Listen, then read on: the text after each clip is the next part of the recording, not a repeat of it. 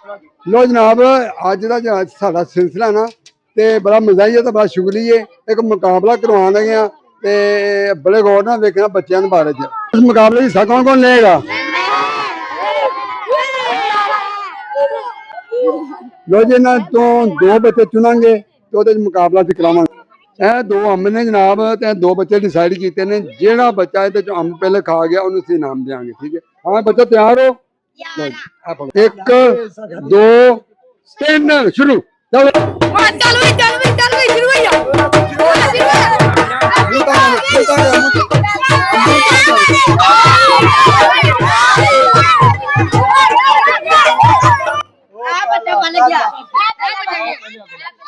हाँ जी कौन पहला भाई? पहला चलो भाई। हाँ भाई आज का विनर है बच्चा जनाब।